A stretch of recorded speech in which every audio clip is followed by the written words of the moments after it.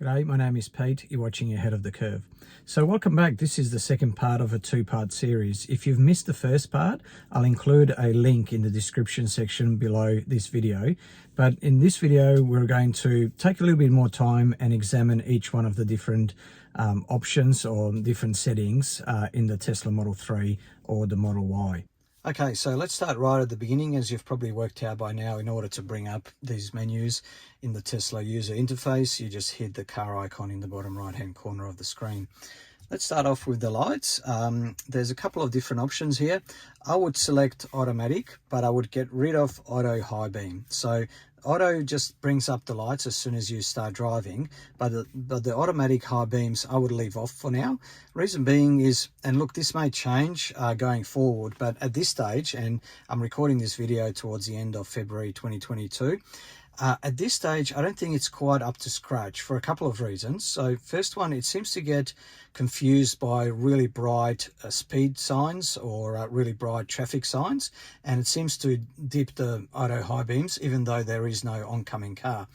If there is an oncoming car, it seems to dip those high beams pretty well, but it does take an extra second or so for those high beams to come back on, and that's an extra second of low visibility. So I suggest taking that off for the time being. But like I said, that may change because Tesla seems to iterate its improvements really quickly, and there is a saying that no two Teslas are alike, especially if they've been built more than 3 or 4 weeks apart, because Tesla updates their improvements so quickly. So if that does change, I'll put an update in the description section of this video.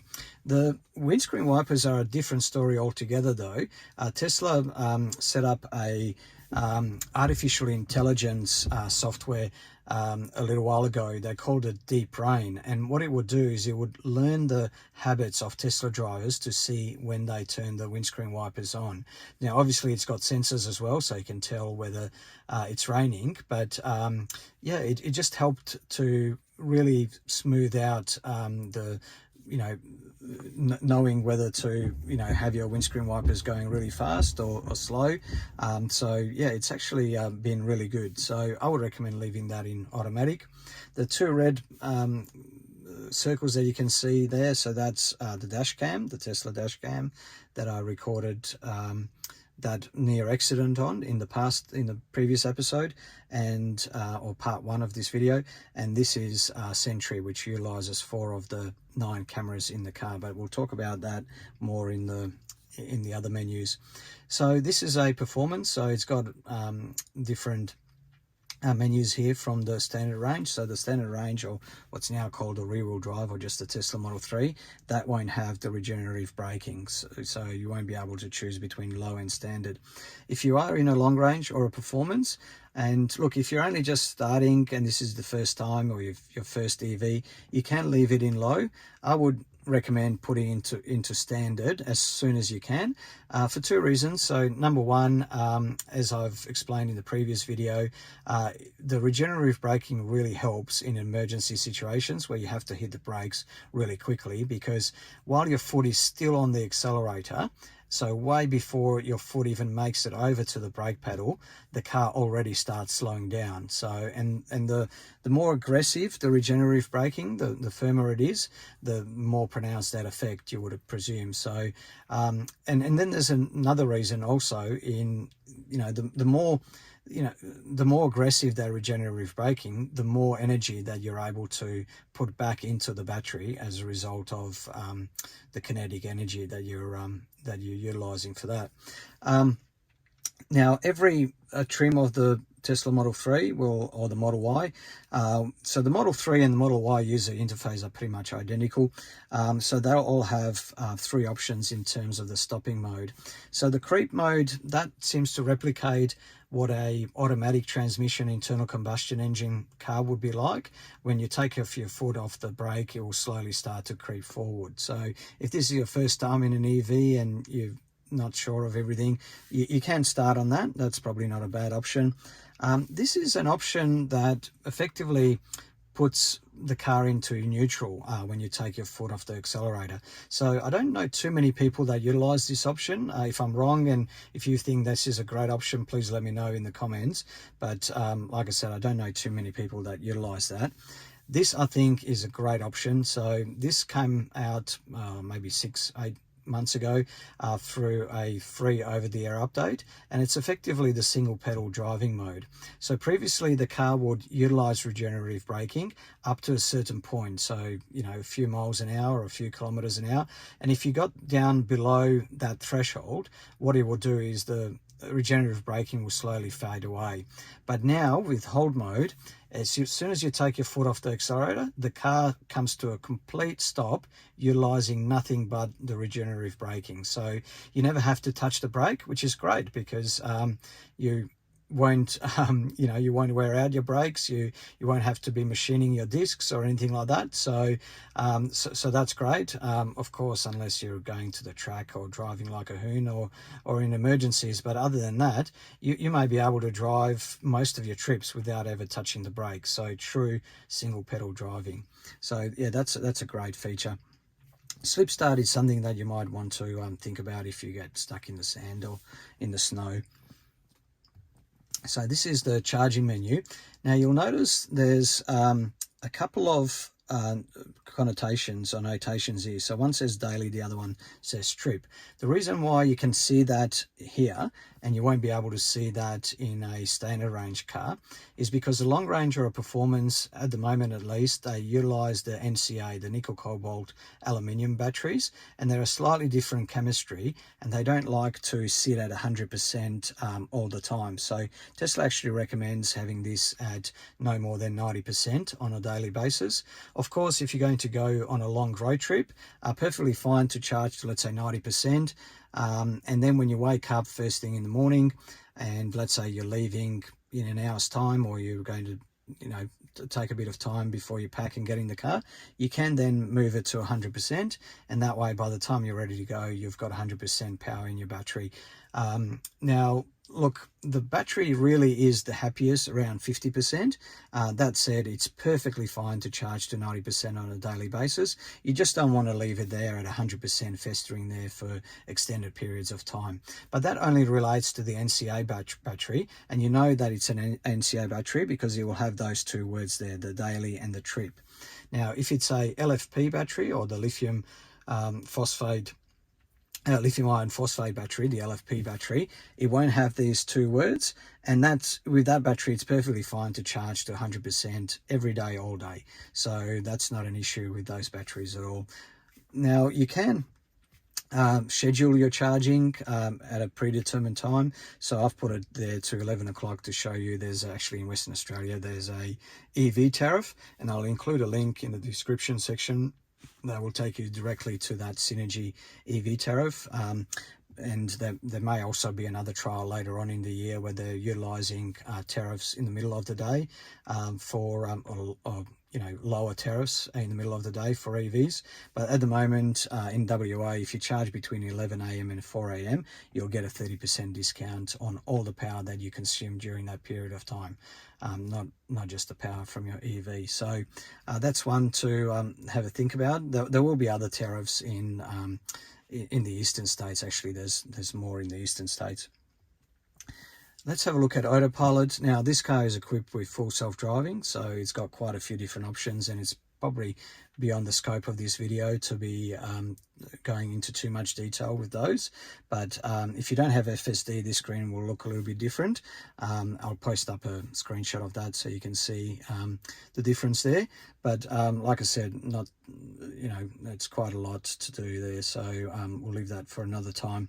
In terms of the set speed option, this is quite an interesting one. So I would recommend putting this on current speed, and the reason being is, so there are two options. So once you engage Autopilot, which is really your traffic aware cruise control combined with fairly advanced lane keeping, but once you turn on Autopilot, there's two things that the car can do. So it can either accelerate towards the speed limit, and the car will know what the speed limit is on the road that you're driving, or it can just revert to the speed that you're doing already. So the reason why I prefer this and why I recommend this is, let's say you're in an 80 km/h zone and you happen to be driving at 60 km/h. As soon as you turn Autopilot on, what the car will do is by itself start to accelerate towards that speed limit. And these are fast cars, and you might find that unnerving or uncomfortable. So if you set it to current speed, you won't have any of those issues. But if you like the speed limit, yeah, it's an option, and you can change things around. So you can either go to the actual speed limit, or you can go, a couple of kilometers more or less than the actual speed limit, or you can set a percentage. So that's completely up to you. This is a new feature that's come out, I think it was around Christmas time in Western Australia, or in Australia, sorry. And what that does is when you turn the indicator on, it brings up the blind spot camera. So that can be handy, but when you're putting the indicator on, there's a good chance that you're either looking around or looking ahead of you rather than down at the screen. But it is a nice option, especially if you have a passenger sitting next to you. They will be able to let you know if there is a car there. But you do have the computer helping you out with that as well, which is the blind spot collision warning chime. Now, I've had this car for close to 3 years, or coming up to 3 years now.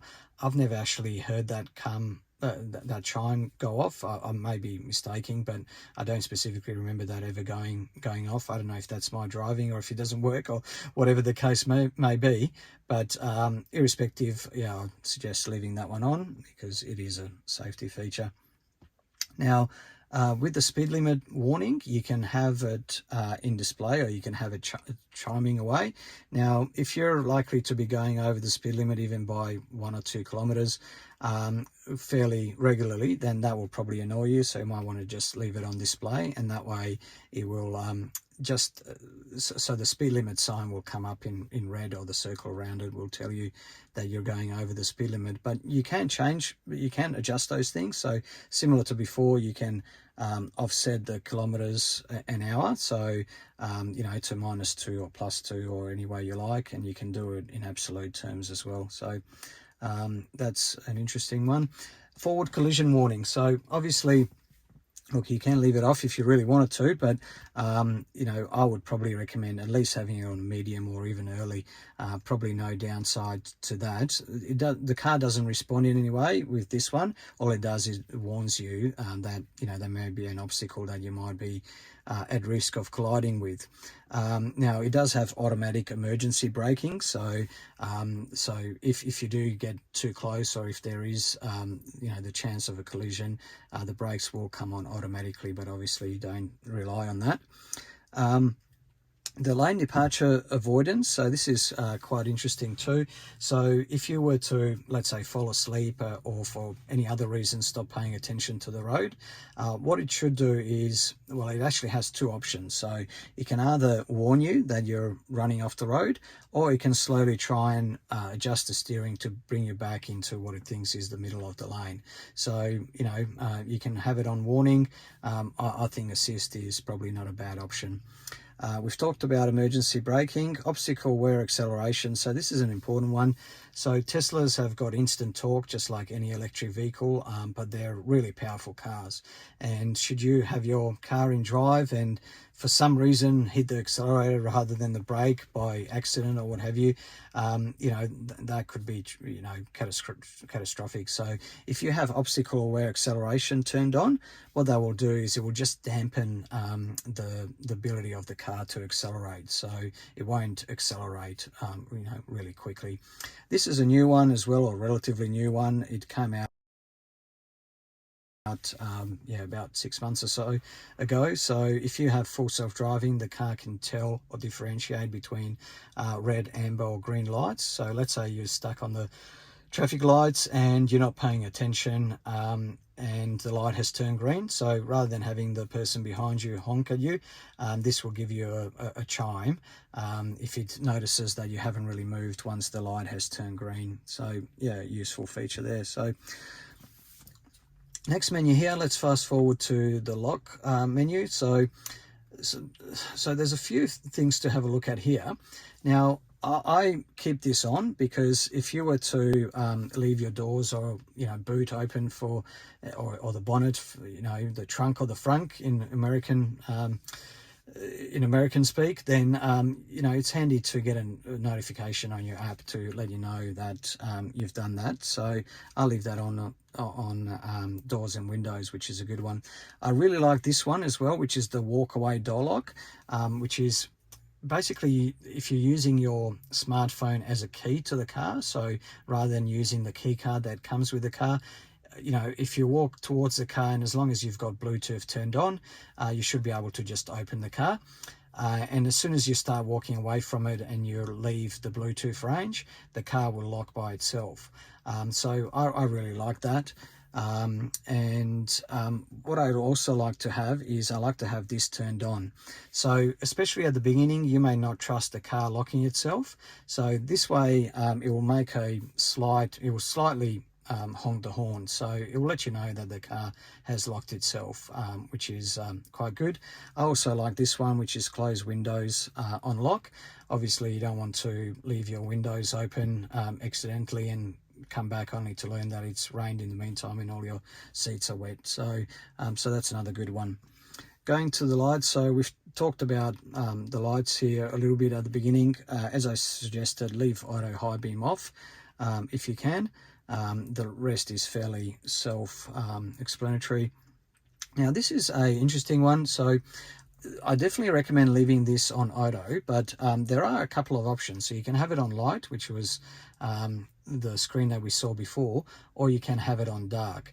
Now I quite like auto because auto will have the light screen during the day, but it will automatically adjust even if you're going through a tunnel, let's say, and it will dim the screen to that there. What I would also do is, and I've had this selected on auto, as you can see on automatic it adjusts, but what you can do is you can obviously adjust the brightness. So now if your brightness is up at 100%, that's probably too much during night driving, even if you've got the screen with the black background. So you can press auto and it will automatically adjust that screen, as you can see it doing there right now. But I'll put it to 100% so you can clearly see the screen while I'm doing this video. The rest of this is fairly self-explanatory. Okay, let's jump into trips. So this first two you won't be able to change. It will always say current trip and since last charge. The reason why that says 0 is because I haven't driven the car since the last charge. These two, you can click on the blue and you can actually change this any way you like. You can spell tires any way you like. You can write whatever you like in there. I use that for monitoring how long it's been since I've changed my tires last. So that's what I only reset that when I put new tires on. And this is the lifetime counter. So I would either call this do not reset or lifetime, and I would never reset this odometer. And the reason being is that way you'll always know what your lifetime efficiency of the car has been. So the amount of electricity it has consumed. This being a performance Model 3, it's got a fairly high consumption of 165 watt hours per kilometre. On the standard range or on the rear-wheel drive, that will be substantially lower. But yeah, just a good pro tip that I've learned from other Tesla drivers when I got my Tesla, and that's to always leave that unchanged and never to reset it. The navigation menu is fairly straightforward. You can adjust your navigation volume, you can turn it off. The safety menu, there's a few things here, so you can set a top speed limit. Sentry Mode is a good one. It utilizes 4 of the 9 cameras. There's 8 cameras on the outside of the car. There's 1 inside the cabin. The inside cabin camera has been disabled, at least for now in Australia, but it allows you to record 4 of the 8 outside cameras, the 2 on each side, the front and the rear camera. But similar to cabin overheat protection, once the state of charge drops below 20%, it stops recording. Now, don't forget this uses about 200 watts of power. So over a 10-hour period, that's 2 kilowatt hours. So 2 kilowatt hours over a 75 kilowatt hour battery, that's about 2% loss. But Tesla has likely thought about this, and they've given you options to exclude home, exclude work, or exclude favorites. So basically Sentry Mode will stop recording if the car is in those locations, and it obviously knows where it is because it has GPS built in. And this dash cam, so this is what enabled me to save that footage of that near accident which I showed you in the first part of this video. Don't forget the first part of this video is in the description section of this, or below this video, the link is in there. So there's a couple of different options, manual or automatic. I would leave this on automatic and I would select on honk. So what that will enable you to do is if you've honked the horn, it will save that footage and prevent that footage from being overwritten by new footage as that comes in. There is a downside if you've got kids that are slow in getting ready for school or what have you, and you honk the horn to, there's the honk now. If you honk the horn to let them know to hurry up, then it will save that footage, and you might have just heard that beep, which is just a confirmation that it's saved that footage. So yeah, that's an interesting one.